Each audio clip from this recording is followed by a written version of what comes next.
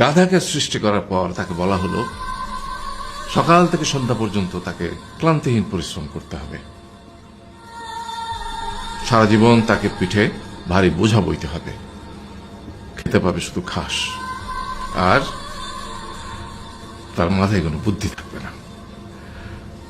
তার আয়ু হবে 50 বছর। গাধা করজোড়ে সৃষ্টিকর্তাকে বলল, আমি এত বছর বাঁচতে চাই না, আমাকে 20 বছর আয়ু দেওয়া হোক। সৃষ্টিকর্তা সেটাই মঞ্জুর করলেন। কুকুরকে যখন সৃষ্টি করা হলো তখন তাকে বলা হলো যে সে হবে মানুষের সবচেয়ে বড় বন্ধু, কিন্তু সে খাবে মানুষের উচ্ছিষ্ট, এবং তার আয়ু হবে 30 বছর।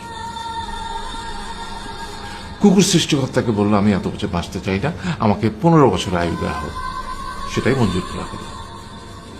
এরপর বানরকে বলা হলো, তুমি শুধু গাছের এ ডাল থেকে ও ডালে ঝুল খাবে এবং নানান রকম ফন্দি ফিকির করে মানুষকে আনন্দ দিবে, তোমার আয়ু হবে 20 বছর। বানর বলল, আমি 20 বছর বাঁচতে চাই না, আমাকে 10 বছর দেওয়া হোক। সেটাই মঞ্জুর করা হলো। এবার এলো পুরুষ মানুষের পালা। তাকে বলা হলো যে তুমি হলে প্রাণীগুলোর মধ্যে সবচেয়ে বিচক্ষণ এবং বুদ্ধিমান, সেই জন্য তোমাকে প্রাণীদের শিরোমণি করা হলো এবং তোমার আয়ু হবে 20 বছর। তখন পুরুষ মানুষ বলল, করজোড়ে বলল সৃষ্টিকর্তাকে যে 20 বছর আয়ু অত্যন্ত কম, হে প্রভু, আমাকে ওই গাধার সে যে 30 বছর আয়ু চায়নি সেটা আমাকে দেয়া হোক, ওই যে কুকুর 15 বছর ফিরিয়ে দিয়েছিল সেটাও আমাকে দেয়া হোক, আর যে বানর 10 বছর নেয়নি সেটা আমাকে দেয়া হোক। 20 বছর অত্যন্ত কম, আমি দীর্ঘদিন বাঁচতে চাই।